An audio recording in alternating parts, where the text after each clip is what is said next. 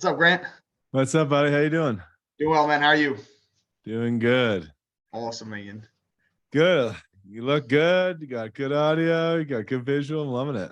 Awesome. Good. Yeah, I have our cat locked up right now to make sure she doesn't interrupt that. So, Oh. What's good, but, man? How are you?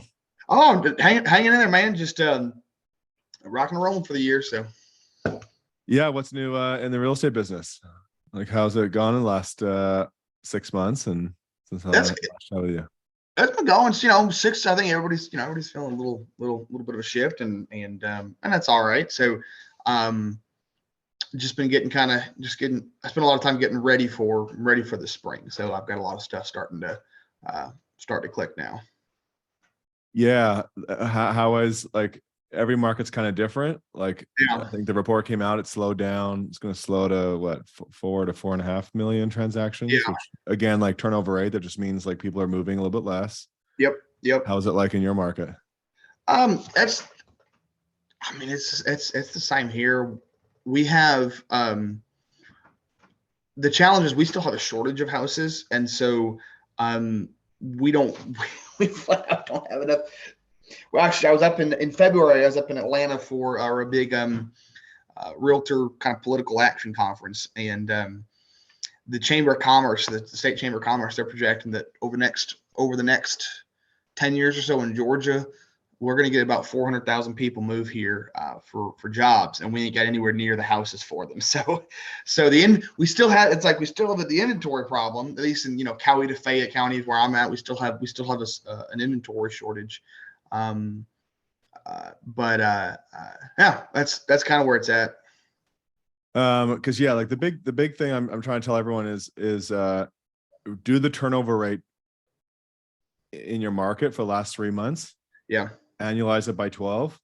Yeah. You'll get a sense of how often people are moving. Yep. And then adjust your plan accordingly. Yeah. Because that's really, I mean, like, yes, inventory shortage from what we're used to. Like, right. There's still going to be 4.5 million sales. Now every market could be different. Like some markets could have like really tanked. Yeah. And other ones not so bad. Any questions about what we're gonna do? No, I'm super excited for it. I got some stuff to share. I got some, like I told you, I have some text messages. I got my little, I got my little calendar magnet that I had done. I sent one up there. Wicked. Yeah. I sent one up to Kayla, so she's got one of them. But dude, honestly, this little thing has been it's been so much fun to do, but it has taken so much time that I did not realize how long it was going to take to get all of them out. I ended up having, I'll talk about it, but I ended up doing these calendar magnets. My big push, and the thing that I always like to talk about around Parkbench too, is those secondary uses, right? How to open the doors to get in. So in December, I put a link on Facebook. I was posting all the Facebook groups and said, hey, I'm doing a calendar magnet for Sonoy Live after 5. It's got everything for the whole year. I had almost 800 people sign up for it. So I was expecting like I was like, if I get 2 to 250 people to want to get one of these, like I'd be super stoked with that. But I had almost 800 people request one, and that was full contact cards. There's name, email, phone number, and address for all 800 of them in order to get their magnets. Very cool. All right. So yeah, please share that idea and with everyone. Cause that's the theme, is like, talk about the things that have worked for you. Yep. And whether they're directly Parkbench related or indirectly, or Parkbench is a part of it, or it is the whole thing. So here, let me just quickly say, I'm just gonna message my marketer to see. And we're sitting here last couple minutes. I'm going to just get out of a couple of screens and have our email on the side as well. I'm moving here hopefully in the next couple of months. My wife and I, we're expecting our first kid, and so we're hopefully going to be moving. And I'll actually have a property. Yep. So congratulations. I appreciate it. Yeah, we're super excited. So we'll have a little girl in August, and part of part of the move. I told my wife, said I need a proper home office because like we have a small second bedroom right now, and but especially now it's just storage for all the baby stuff and everything. So this will have an extra bedroom, so I'm going to get like the whole setup with multiple screens, so I can kind of have a little bit of a better setup. So, but yeah. And still in Sonoya, still in like your area. Yep, still we're just moving literally to the other side of Main Street to a little subdivision. Instead of being we're right on Main Street, right on Main Street, about a walk out of the downtown area. So we're just gonna move to a little subdivision, and that's where we'll be. Cool. So the other thing is so I'll ask you questions, but then I'm going to prompt the people here to ask questions, you know, and then,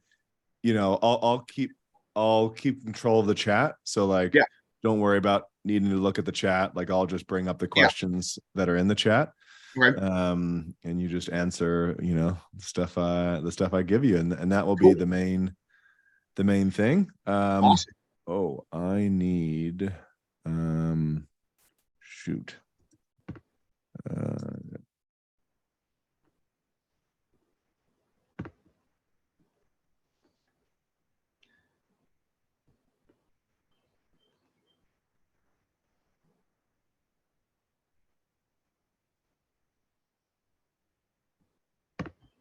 Let's see if this one works.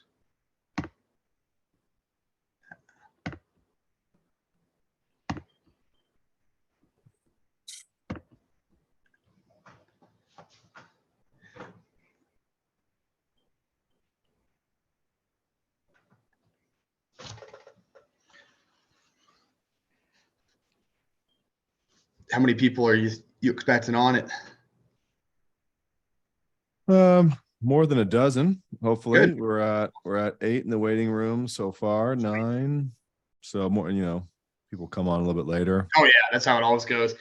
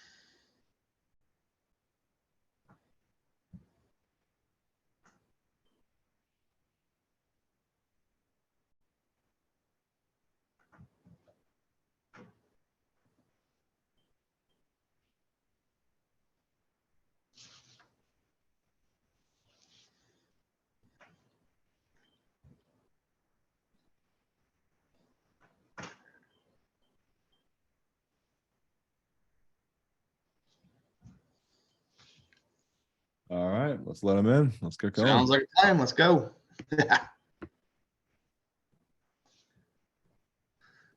What's up, everyone? I see everyone's connecting to audio. Put your webcams on. Hope everyone's doing well. And I'm excited for you all to get to know John and hear his story and his best practices and lessons learned on how he has grown his business, how he got established as a new agent, as a young agent, and as someone who's come up with some really cool ideas on how to build his database really fast, how to get connected in the community really fast, how to get invited to things that other agents don't get to be a part of and don't get invited to, so that you can get more influence and more I guess status in your communities. John's got some really cool ideas, and I'm excited for him to share them with you all. So he is the only one so far here with a cowboy hat on, so it's hard to not know who John is.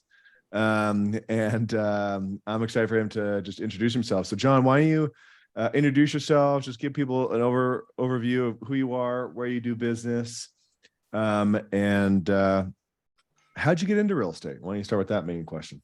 Sure. Hey, everybody. Super excited to share some things today about Parkbench and my real estate business. So I am in Sonoy, Georgia, which is about 45 minutes south of Atlanta. None of y'all will know Sonoy unless you are a Walking Dead fan. The Alexandria set for The Walking Dead is right in Sonoy. So that's our most recent claim to fame. It's a little town, about 3,000 or 4,000 people. And we're kind of right in the transitionary area between Metro Atlanta and rural Central Georgia. So that's where I do business. I've been licensed now. Actually, almost 2 years to the day. I got licensed on Good Friday of 2021, and so May 1st is my date that I started with Keller Williams, and I've been with Keller Williams Atlanta Partners since then. I got into real estate. I actually was working. I was working at UPS here locally for about 1.5 years prior to getting into real estate. I grew up around it. My parents had rental properties growing up, and I just was not having a great experience at UPS, and I figured it was time for a change, and figured I'd try my hand at the professional side of real estate. Like I said, I grew up around it. A lot of Saturdays, helped my dad maintain properties, and just grew up around. My parents had friends who were in real estate, but I just never. They never did anything professionally. As a licensee, they all did it privately, and so I just figured I'd try my hand at this side of the table. So that's a little bit about me. Other than that, let's see. I just turned 27. Been married now for 2 years, and we got our first kid on the way coming in August. So that's a little bit about me personally. Well, hey, why don't you let everyone know in the room, getting started. So you got your license, and then you actually quickly joined Parkbench thereafter. Mm-hmm. So why don't you give people a scope of, like, you got your license, and what were some of the things you did in the first 30 days, Parkbench being one of them, but what are the other things you did, I guess, early on that you think was important and pivotal in helping you get started, get established, and build your business? So yeah, I got licensed, and I think within a week, like, I already knew I was going to be at the Keller Williams office that I'm at, and within a week or two of starting at my office and having placed my license, I'd signed up for Parkbench, and so Parkbench has grown with me as I've grown my business, and I remember. So when I first got started, I moved to Georgia from Arkansas in 2018, and for a few years leading up until I worked with UPS, I went back and forth a lot. So I just hadn't really built connections. I hadn't really built relationships outside of just casual relationships with people at church, like you'd see them in passing. People that my wife and my wife's family all lives here, that they just kind of knew. I got to know them just super casually, but I didn't really have any relationships. And so I was looking for a way to build relationships and do this community model anyways. So I found Parkbench, signed up for it right away. First things I did, I came out on like an interview blitz. I spent probably the first 2 months, me being licensed, working really heavily on Parkbench, getting it all set up. And I went and I interviewed businesses whose owners were really, like, influential in town. In fact, we'll get into it more a little bit as we go on, but one of my biggest uses for Parkbench has been getting involved with other community events and organizations. And so we have a big street fair basically that we do in town every month. So I interviewed all of the business owners who were on the committee who put this together every month on a volunteer basis. And so got to meet them, got to get to know them a little bit more. And long story short, they ended up asking me to join the team for this street fair, help them plan it. And that's we'll get into more of that in a little bit, but that's been a big opportunity for me. So that's one of the first things I did. And then I also interviewed some community leaders that were interesting. Fortunately, my grandfather-in-law was one of them, so that was one of the first few I did as well, Ed Tigelaar, and just talked about some of the stories that he's what he's done in town, and so yeah, just went out swinging on the interviews, and then in July of 21 was when the street fair Alive After Five is what it's called. That's when I started actually helping them with it, and I got the opportunity to start setting up there, and that has now morphed into business for myself. So we'll talk. Yeah, so we're going to go deeper into these things because So the big fundamentals that I think John has done really well, that we teach all the time to agents, that now more than ever this stuff works better. Mm-hmm. One is strategic relationship building. So there are certain people and groups and business owners to build relationships with in your community that will help you grow your business. And then there's many ways of doing it. Parkbench is just one way to help build those relationships, but there's lots of ways of doing it. And so then all the other things that John has done in the community to get involved, to get connected, because again, the more you connect with people and give value and show that you're a local market expert, and with the right people, the right groups, and the right events, and in the right ways with some marketing ideas, again, you do certain things in a certain way, your business will grow. Yeah. So we'll get deeper into that. Maybe, I think as a new agent, or, people go through phases, in their business where confidence is a topic, where the more confident you are, the more fun you have and the more business you get, the better the conversations are, the better you are at the table. What have you found over time has helped you build your confidence as an agent? So for me, it was figuring out ways to bring real value. And when I first got started, I knew I didn't want to do any marketing, any prospecting that was based on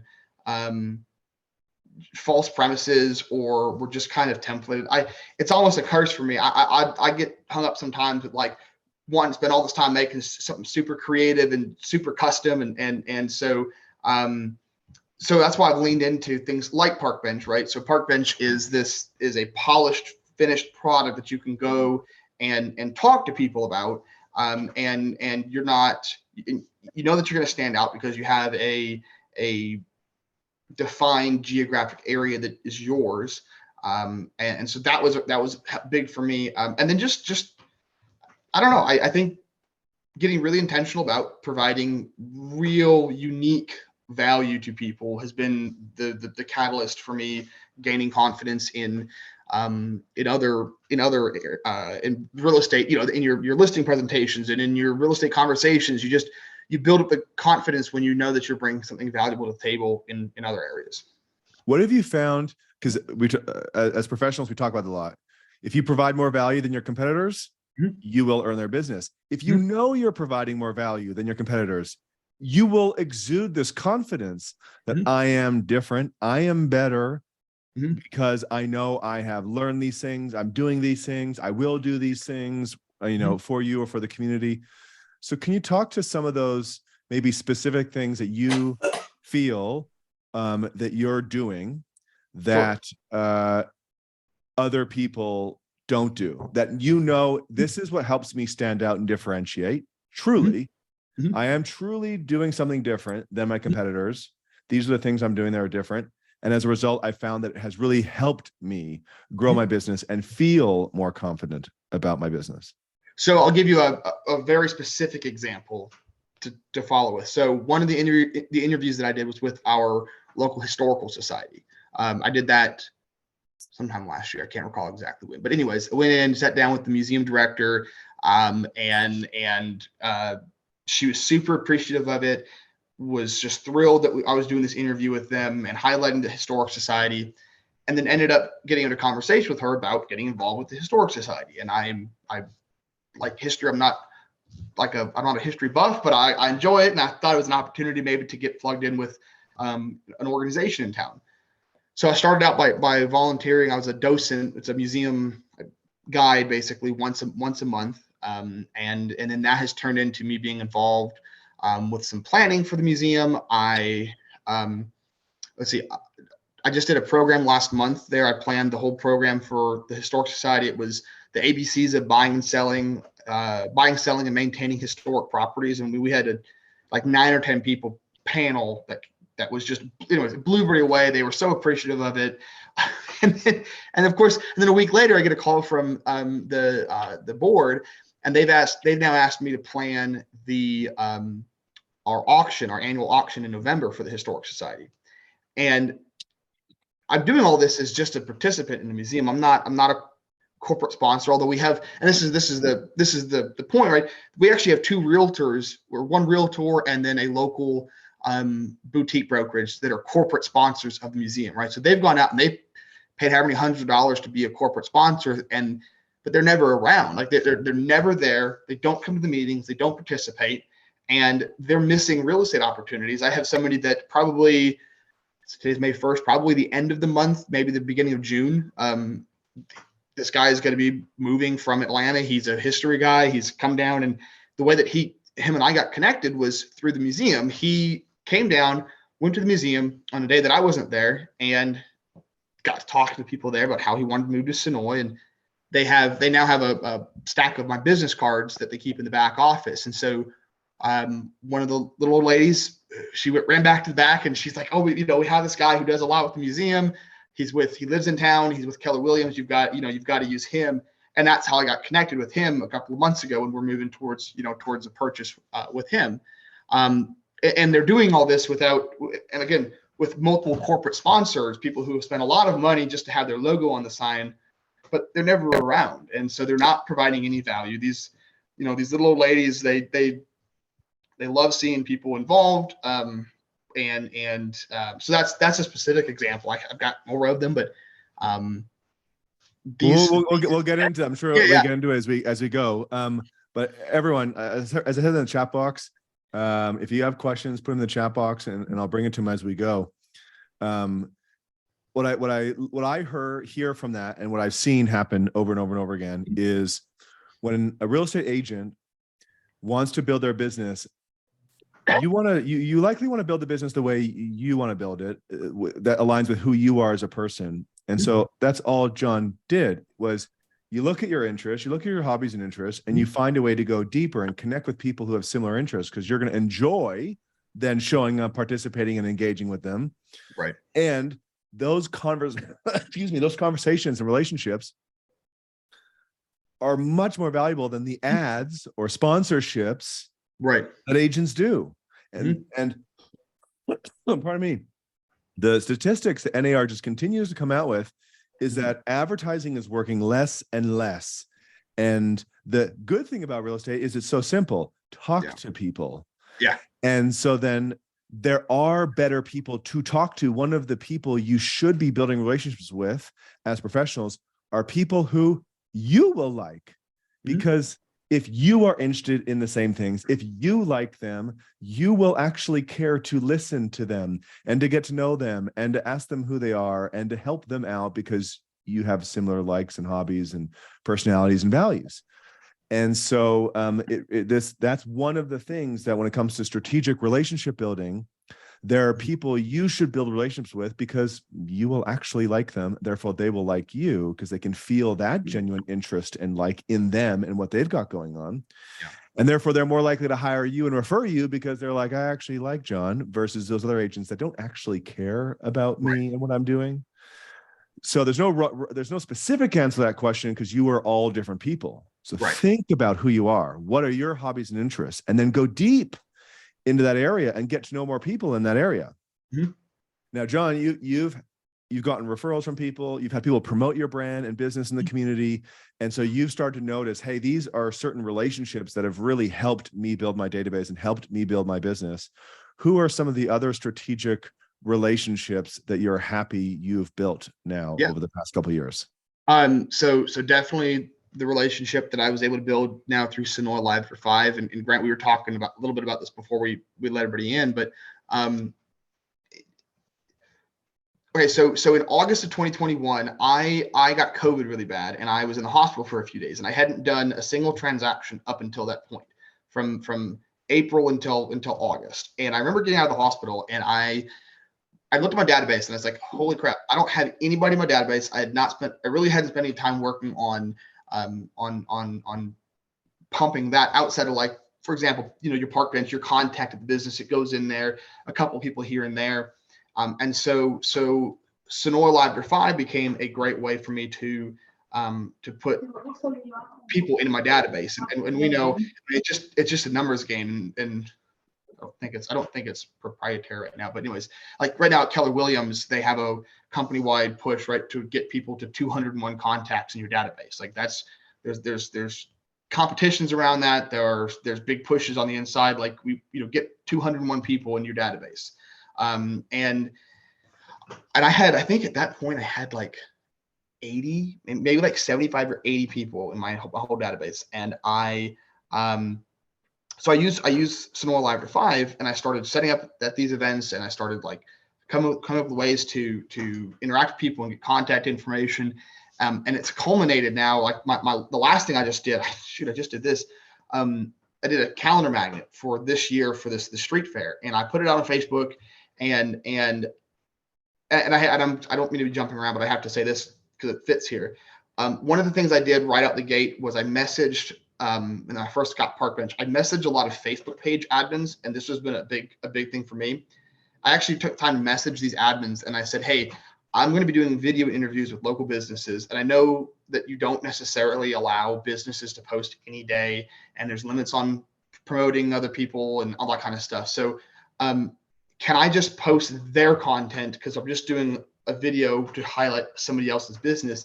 And overwhelmingly people said, yeah, no problem. You can, post that kind of stuff anytime you want. So I built a relationship with them, and that's now allowed me to post other things in these Facebook groups on a regular basis that maybe isn't in line with their posting schedule, their posting parameters. So I post this thing in here. I asked people if they wanted a calendar magnet for a Live for 5. I got 800 people that asked me for this calendar magnet. I got a copy of it here. I'll show y'all. This is what I sent out.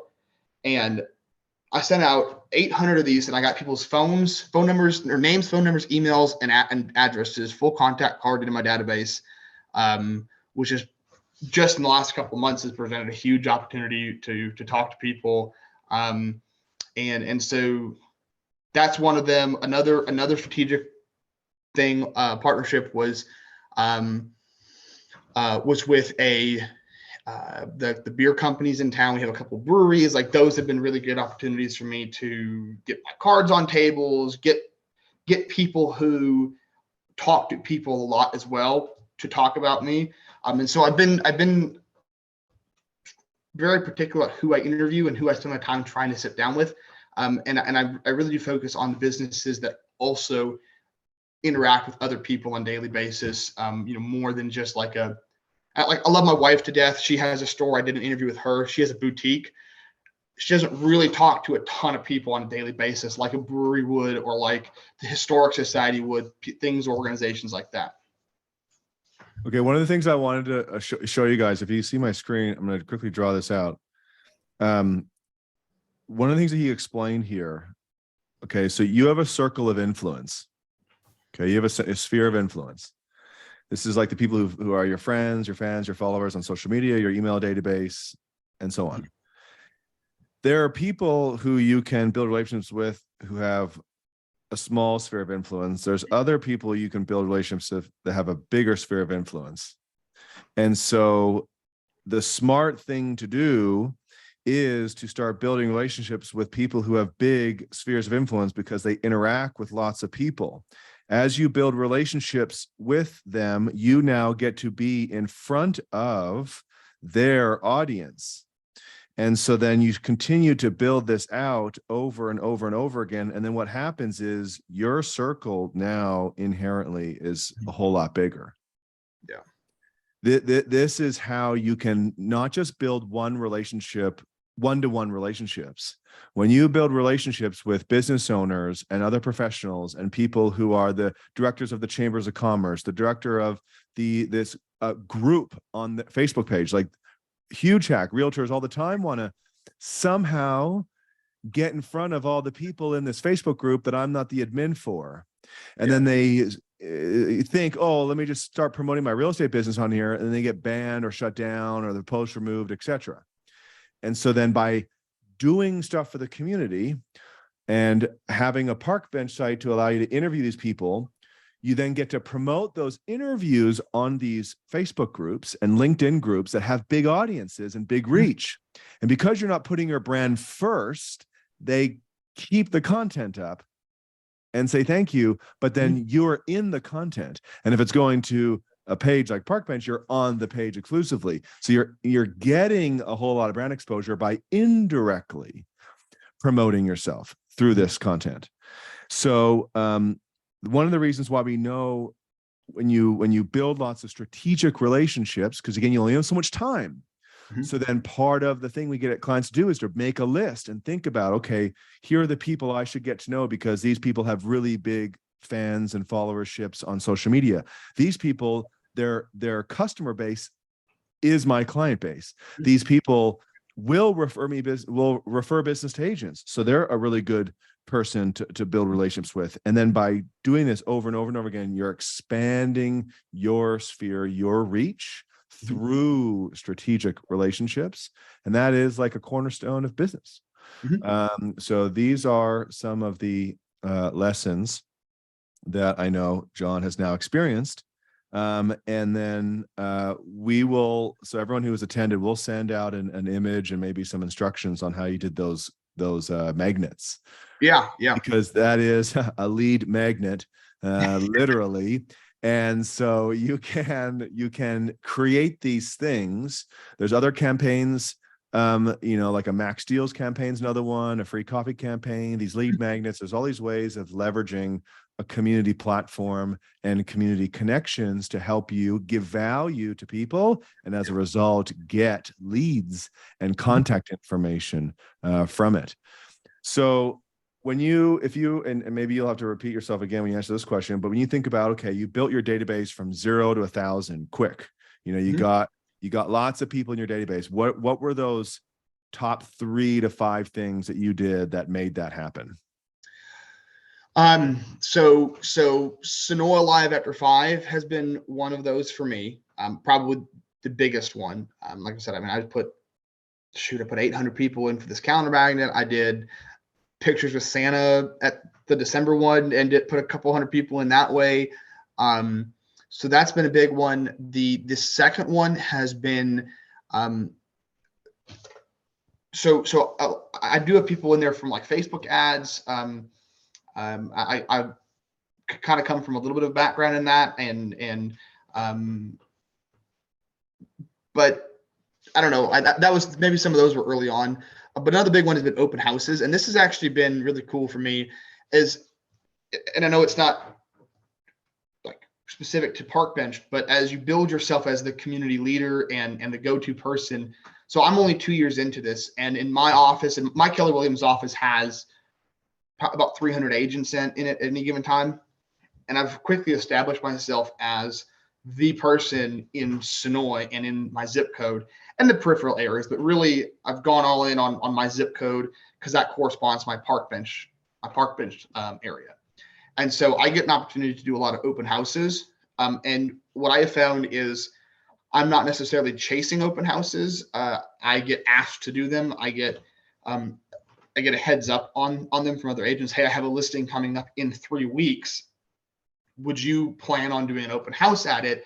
I'm not going to be able to do it. And so I get time to lay the groundwork for a really good open house a couple of weeks in advance. And that's been a really big place for me to get contact information as well and get leads. It's always helpful. Like probably one of the best ones that I had was right here. And so it was actually in the neighborhood I told you I'm going to move to here in just a couple of months. This agent, he reached out to me, I think like a month in advance almost. And he said, hey, I got a listings coming up.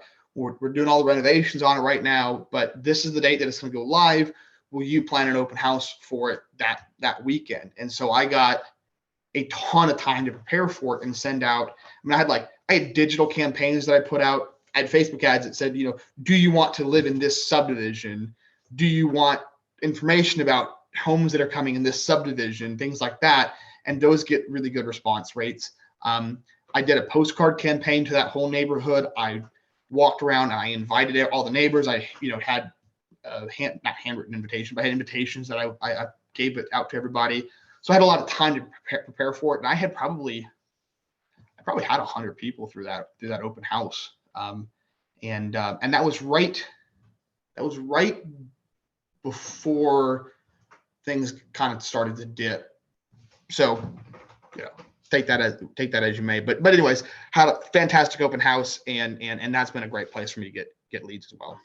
So community events, Mm-hmm. okay, we love being a part of or putting on community events. Open houses are great because which another lesson is focus. Mm-hmm. So you end up getting more market share and having a better quality of life and having a better business when you focus.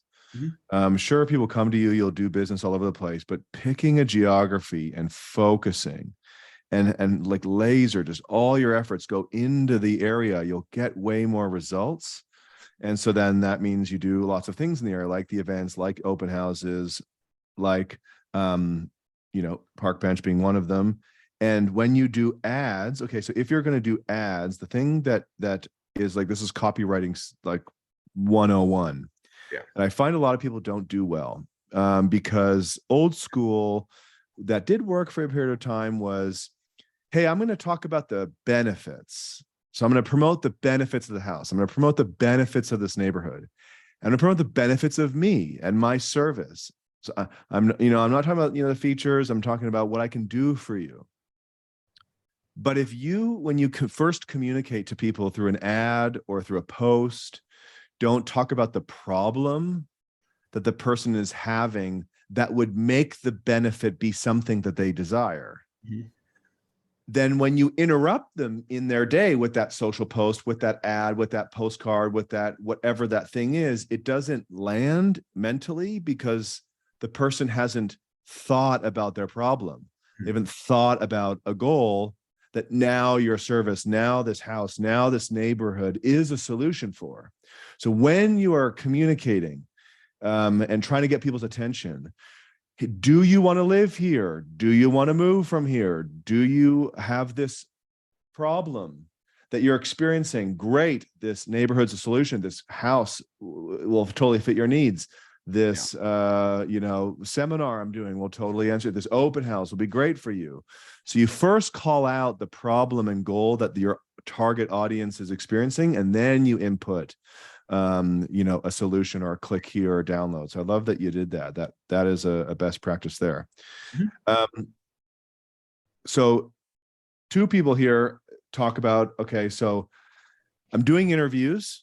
Mm-hmm. Okay, so I use the interviews to, and maybe you can talk about this, doing interviews with people that you maybe already had a relationship with versus doing interviews with people that you don't. And this is the way to build new relationships with.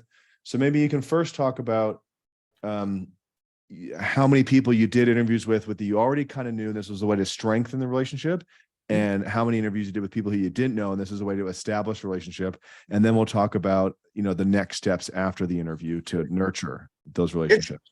It's probably about 50-50 people who I have some knowledge of a relationship with versus just a cold, out of the blue, let me do an interview with you. So, and how come it's been like that? Is there a reason or a purpose around that? No particular reason. I just I try to use them as a way to people who I have a relationship already to some degree, to kind of wrangle them in and get them a little bit closer to me, and then also just create new opportunities. But no real rhyme or reason around it. I guess it's just the way that it kind of has shaken out for me. So we like that because we know most agents have a database and sphere of influence. We know you guys know lots of people. And so these interviews to get to know someone further and feature them and help them share their story, share their products, share their services, like that's just a way to add more value to the people who are already more likely to use you and refer you. Right. But it's also a really good way to meet new people. Mm-hmm. So then after the interview, One, what have been some of your best practices for promoting the interview and driving awareness to it and traffic to your site? And what have you done to then, what are your systems to follow up, right? These are people, these are relationships. What do you do to follow up and continue to stay in touch and add value with those people? Yeah. So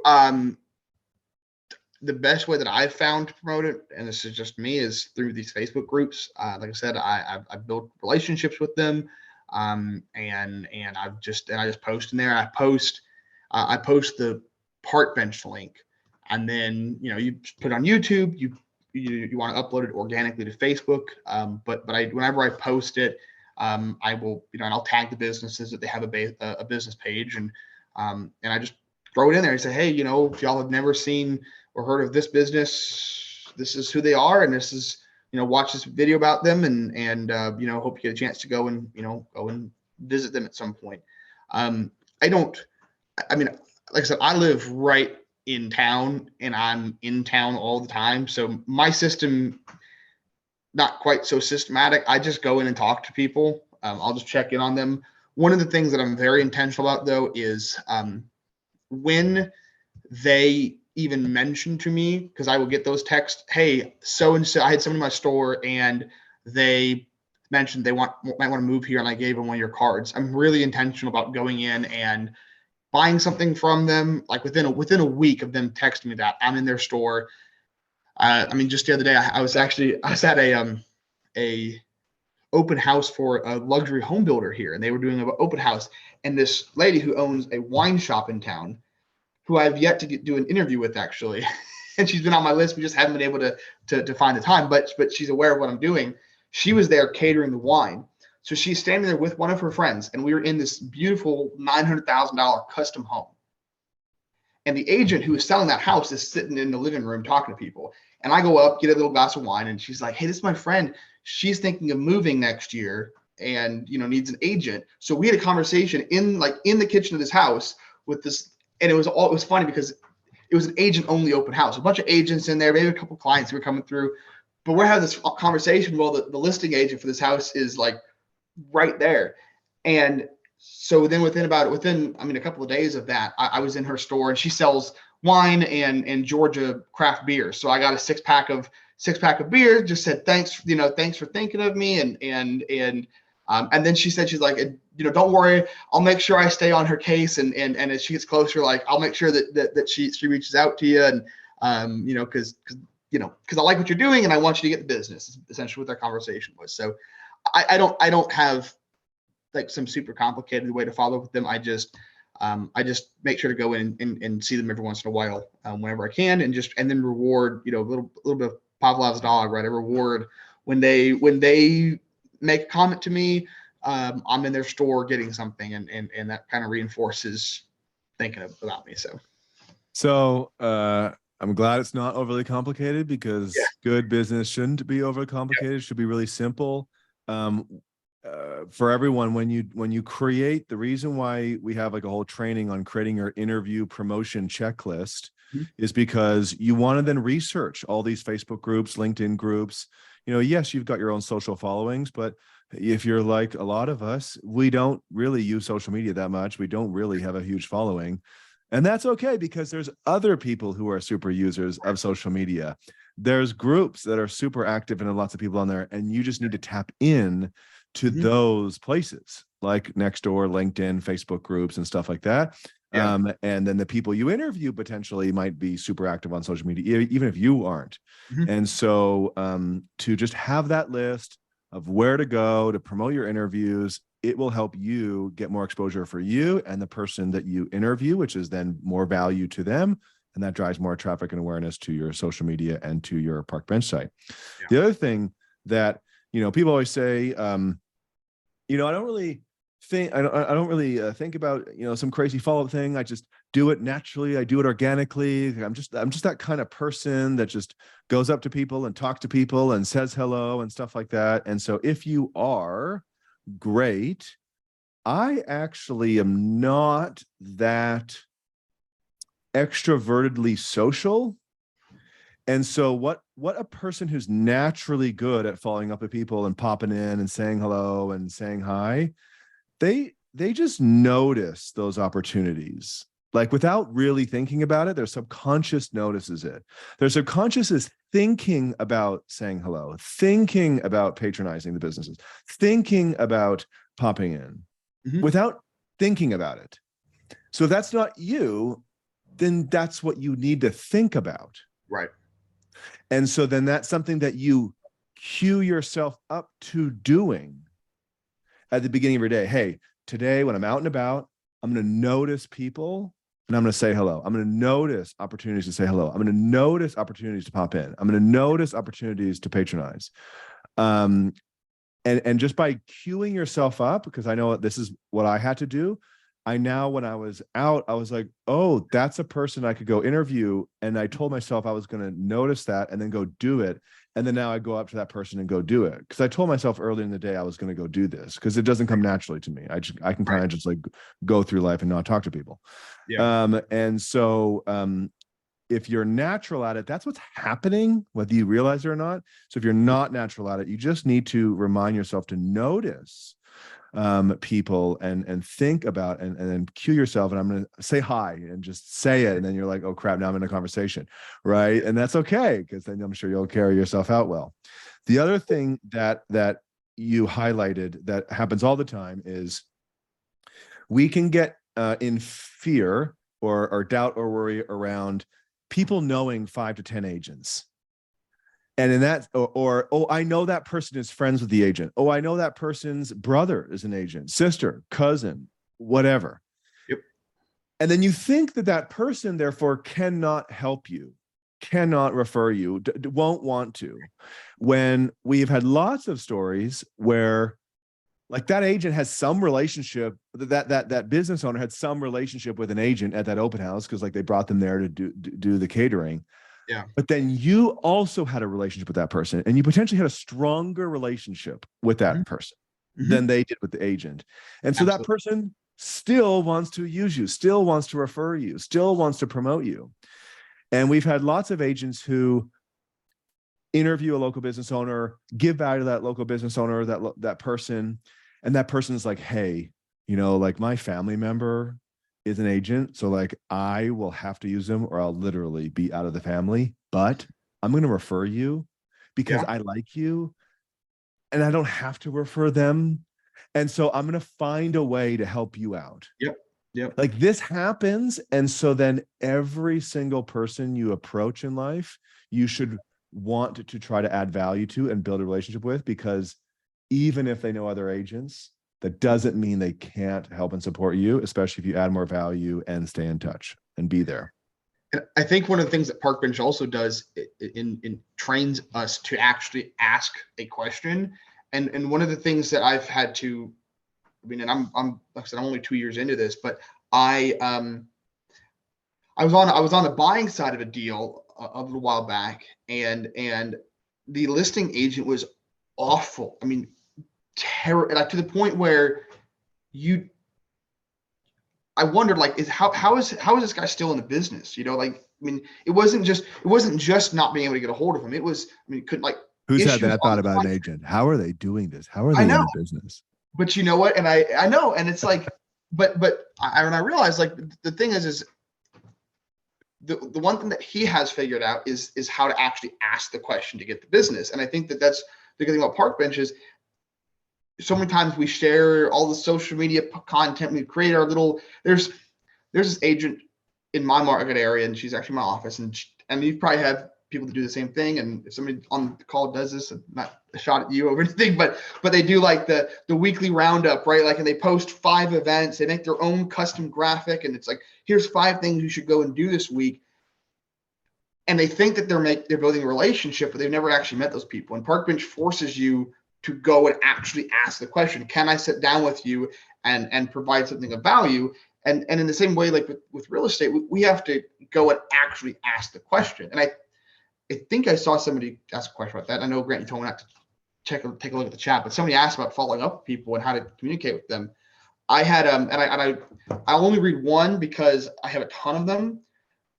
But when I did these magnets, I sent out and I sent them all out, got them in the mail, and a couple weeks later, I checked in with everybody, and I used. If y'all have never used Reach, I would strongly encourage you to look into the Reach app. It's an awesome way to text people. You can text people hundreds at a time, but it comes from your phone. It's not like an auto dialer. Anyways, I sent this text out and basically said, hey, just checking in, making sure that you got your calendar magnet. If you haven't, I'll get another one back out to you. And then I said, also, I found it easier just to ask every once in a while if you know anybody who's thinking of moving or wants to move to the area. I assume that since you got a magnet, you're planning on sticking around for a while. But if any neighbors, friends, or family are thinking of moving, I'd love the opportunity to compete for that referral. And I just said, thanks for supporting downtown Sonoy. And this is my direct cell just in case you don't have it saved already. And this lady responded back. She said, you have the absolute best marketing. My husband and I have talked about how great you are and how great it is that you're involved in town. We will be staying around for a while, but I will definitely save your number and refer anyone who's looking. Thank you so much for the magnet. And so like these, and I literally, Grant, got hundreds of the texts like that back from people who got their magnet. And those are now people that you can identify and say, okay, this is somebody who, when I reach out about real estate, it's okay with me doing that. They've given me permission because they're saying, I'm going to save your number and I'm going to refer people. So now I have implicit permission to reach out and say, well, do you know anybody this month? Do you know anybody next month? And just stay in communication with them. The thing I know you had started to talk to me about, which I wanted you to share, was which you started to, so we can kind of go deeper on this, was and this is the reason why I did this and so many people are having success doing this, is being a leader for your community and thinking differently about the way you do marketing and do branding and do sales, and putting your community and being a leader for your community, what we call a local leader, at the forefront, and just thinking differently than what a typical agent may think to do to generate leads and clients and referrals. Right. So what are some of those things that you've learned that you think, about marketing and branding and how to get leads, how to get clients, how to get referrals, that maybe it's different than maybe when you first approached the business? Yeah. So, I remember the very first time I set up at Alive After 5, and I had the opportunity because I told these folks, I said, let me, y'all run a creperie and a couple of boutiques and a restaurant. Y'all, and they admitted, right? But they don't know how to run a database. They don't know the importance of following up and communicating with people on a regular basis. And they just open their doors and people walk in.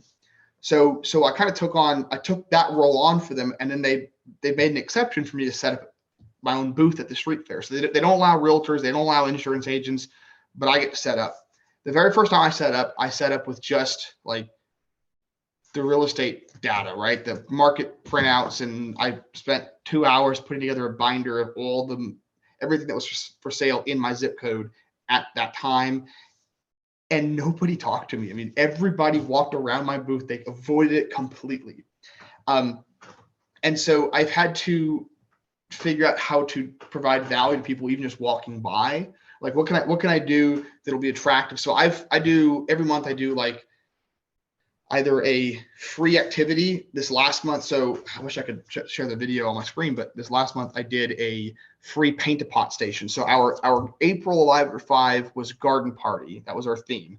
So I did paint a pot. I got like 400 little mini terracotta pots, and I set up tables, and it was just a free event. And so people got to walk up and paint pots, and in the interaction, then I would sit there interacting with their parents, and their parents are sitting there watching their kid paint a little terracotta pot, and I've got a big stand-up banner next to it, and it's like John Wood Realtor paint a pot station. And then sometimes I'll do contests like in October of last year. I did a Hallowoof dog costume contest, and I had 40 people show up with their dogs in costumes, and they had to register for it. And then here's the thing. So then I sent it out to all of them, the voting link. I said, hey, send this to all of your friends and family. All they need to do to vote is give me a valid email address and their first name.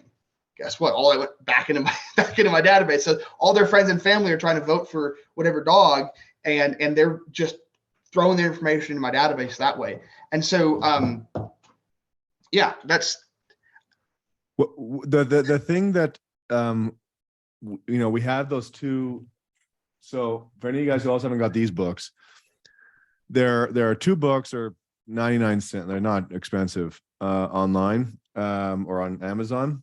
So we've had lots of clients help write a whole bunch of ideas of how to build a business on relationships and referrals in their community.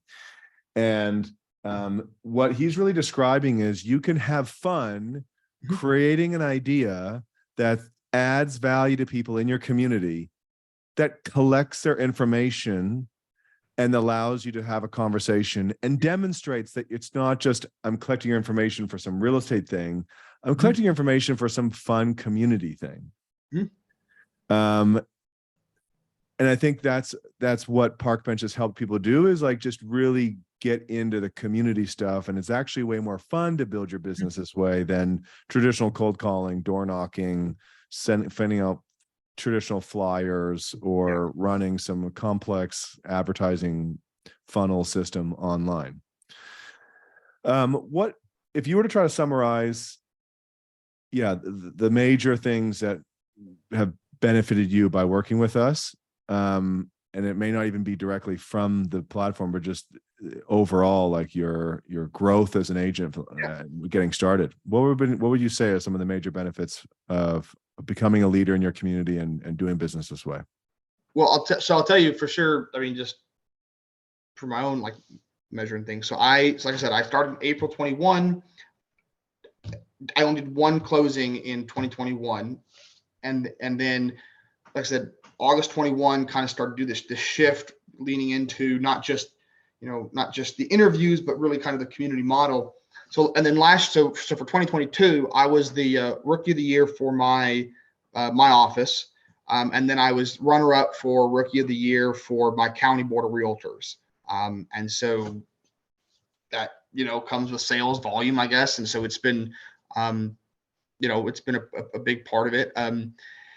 The biggest benefits for me, I think, are the biggest selling points for Parkbench specifically, is it is a defined thing, I guess. I mean, I always tell people when I talk to them about it, like you could just do some videos and put them up on Facebook.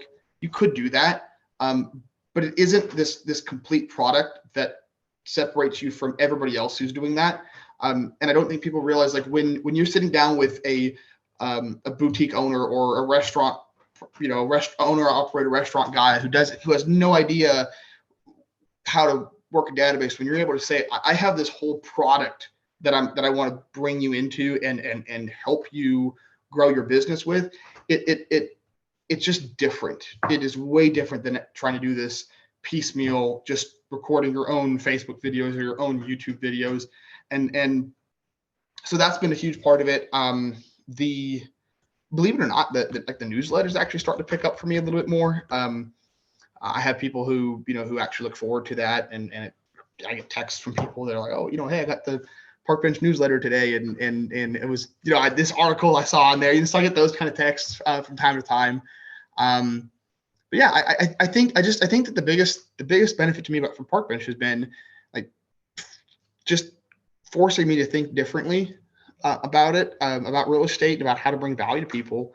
I don't know what else to say beyond that, because I get to my house still. And again, I say this, and if you're doing this on the call, it's not a shot at you, but like I get the postcards, like grandma's cookie recipe, that we know is not actually your grandma's cookie recipe. It is like from Wise Pelican or something like that.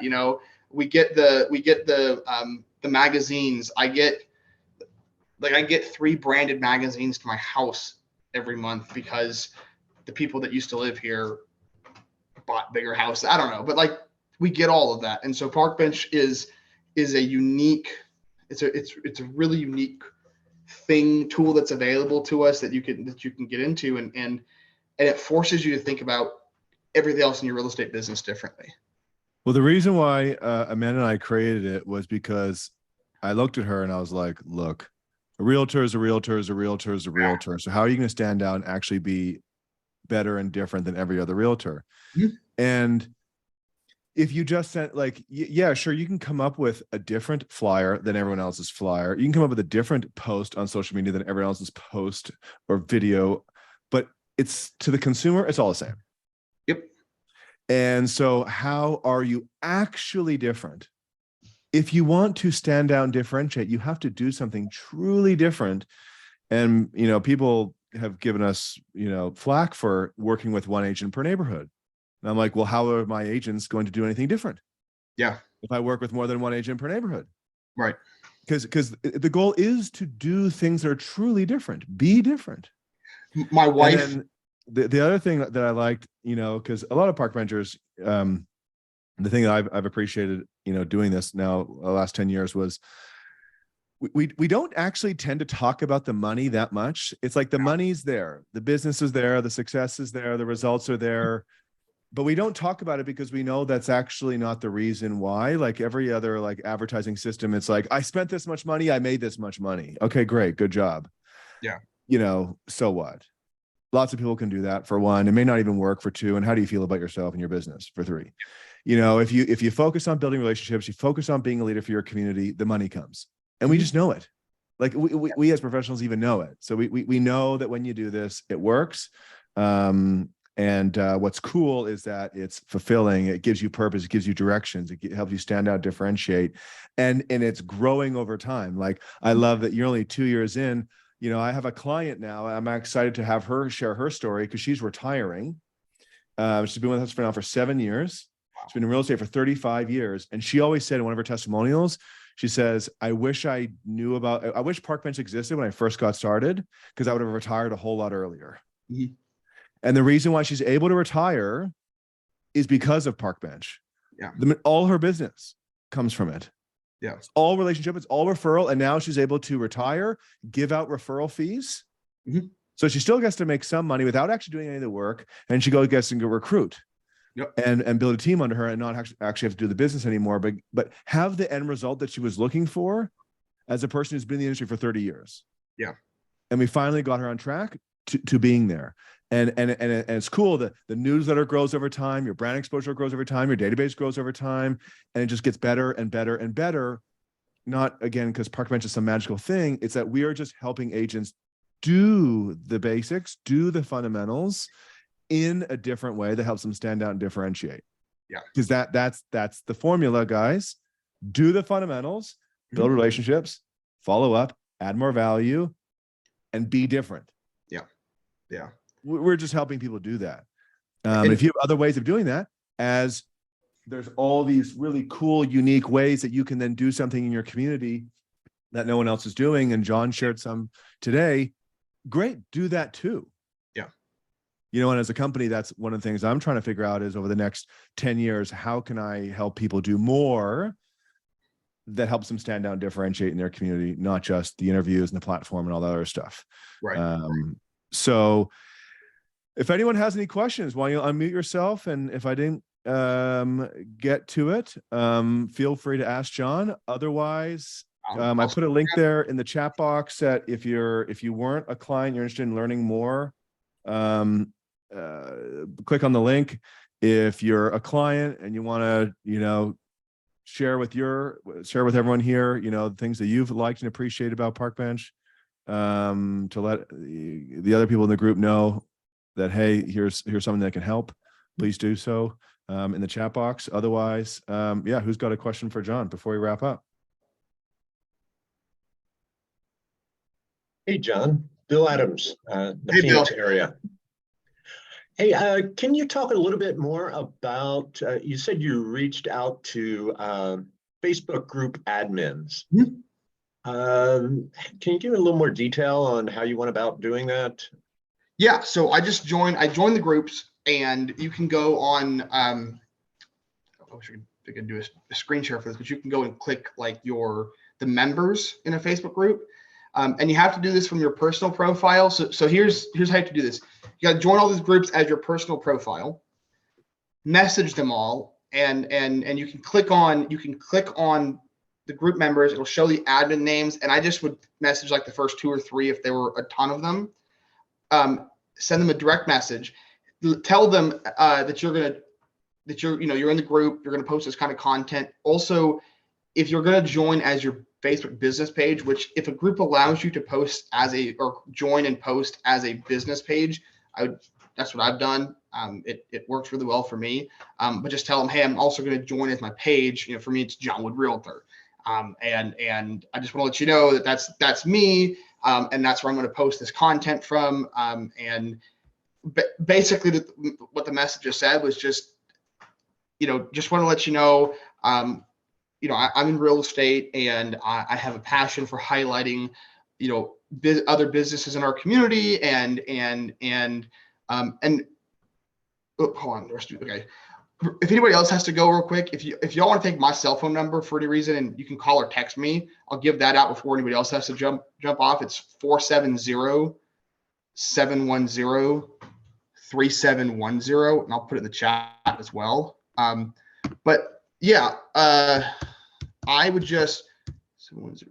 Oh, I just shared it. So yeah, so hopefully you guys saw my screen as he was talking. So I just went to Facebook. You join the group, click on the group, then you click on the members, and it will show you who the admins are. Then you add them as a friend and you send them a message. And then John was just outlining, what you're putting on that message. And again, put yourself in their shoes. They want high quality engagement in the group. They want people to make posts that add value. They want people to, like, the goal of a group is I want to get more people in the group, and I want people to engage, like, comment, and share more posts, so that when more posts are put in my group, it shows up in more people's feeds, because we're fighting against other groups that might show up in people's feeds. So we just want more content that suits the group. And so then your message to that person is, hey, and it's a respectful thing that then gives you no problems later, especially if someone like your competitor gives beef about, why is this agent able to post something and I'm not? It's like, yeah, well, this is called relationship building. So I'm going to reach out to the admins and build a relationship and say, my goal is to add value to your group. I would love to learn how to do so. Love what you're doing. I have some ideas. Here's some things that I'm going to be doing that I think would be great content for your group. Is that okay if I post it? And then you get their buy-in. And then you'll have now, again, freedom to be a super user who can then make posts. And then for you, all the people who like, comment, and share on your posts, you should be DMing them after and saying hello and building a relationship. Yep, absolutely. Thank you. Cool. Good question. Anyone else want to ask a question before we wrap up?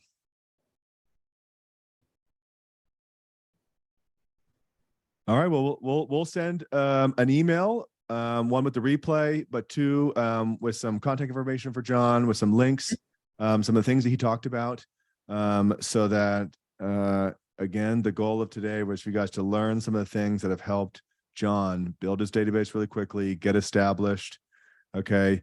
Thumbs up if you guys got some value from it, took some notes, and if it was helpful. Absolutely. Awesome. Okay. Well, And thank you, John. I seriously, appreciate your time again. We love clients who want to give back and help the real estate community start building their businesses in a way that I think is going to, one of the big missions for Parkbench is to help real estate agents rethink the way to build a business so that you become respected business professionals like you used to be. It's not, you have such a hard job and such an important job. It's like painful that you guys are disrespected. And I think it becomes from the approach in the way you do business, because when you approach business in the right way, people can't help but respect you and want to promote you and refer you business. Yeah. Awesome. All right. Cool. Thanks. Great session. Awesome. Have a great week, guys. Take care. Thanks, y'all. And seriously, text or call me anytime. Same with Grant.